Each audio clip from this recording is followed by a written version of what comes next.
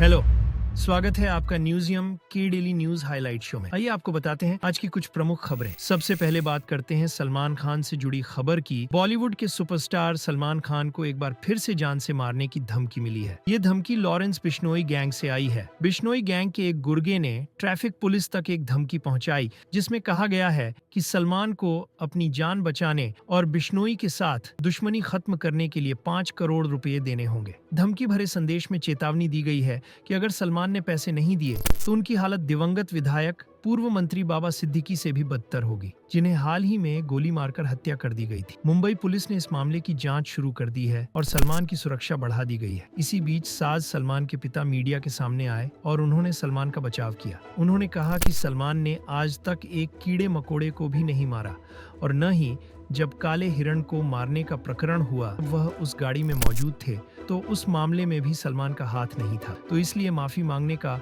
सवाल ही नहीं उठता। वहीं खबरें यह भी आ रही हैं कि सलमान ने अपनी सुरक्षा के लिए विदेश से एक 2 करोड़ रुपए की बुलेट प्रूफ गाड़ी मंगवाई है। अब आगे सलमान और बिश्नोई गैंग की दुश्मनी का क्या होगा, देखते हैं। अब बात भारत और कनाडा के संबंधों से जुड़ी। कनाडा और भारत के बीच बढ़ते तनाव ने सभी का ध्यान खींचा है। पिछले कुछ दिनों से दोनों देशों के बीच राजनीतिक माहौल बेहद गर्म है। राजनयिकों को एक दूसरे के देश से निकालने का फैसला किया गया है। इस तनाव की जड़ में एक नाम है, निज्जर सिंह।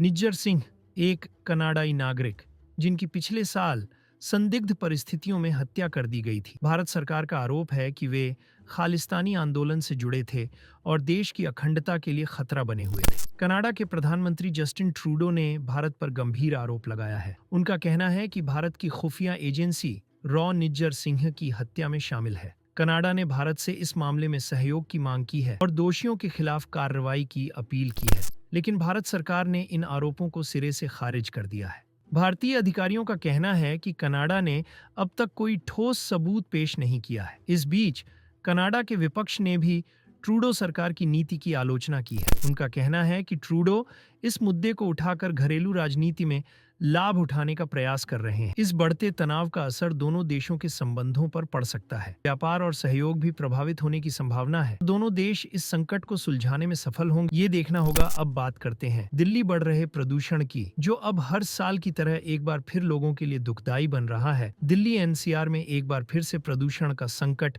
गहरा गया है। जैसे जैसे दिवाली का त्योहार नजदीक आ रहा है, राजधानी की हवा और पानी दोनों ही प्रदूषण के शिकंजे में आ गए हैं। छठ पूजा का त्योहार करीब है, लेकिन यमुना नदी पर एक मोटी सफेद झाग की परत दिखाई दे रही है। ये झाग रासायनिक पदार्थों और प्रदूषकों से बना है। ये यमुना के घाटों और तटों पर जमा हो गया है। खासकर कालिंदी कुंज के आसपास की स्थिति बेहद चिंताजनक है। सोशल मीडिया पर इस प्रदूषण की तस्वीरें वायरल हो रही हैं, जिसमें सफेद झाग बर्फ की तरह दिखाई दे रहा है। वायु प्रदूषण की स्थिति, वहीं दिल्ली में हवा की गुणवत्ता भी बेहद खराब हो गई है। AQI कई इलाकों में 300 के पार पहुंच गया है, जिससे सांस लेना मुश्किल हो रहा है। सर्दियों की दस्तक के साथ ही खेतों में पराली जलाने का सिलसिला शुरू हो गया है, जो दिल्ली के लोगों के लिए सांस लेने में कठिनाई पैदा कर रहा है। राजनीतिक दल इस मुद्दे पर एक दूसरे पर आरोप प्रत्यारोप कर रहे हैं।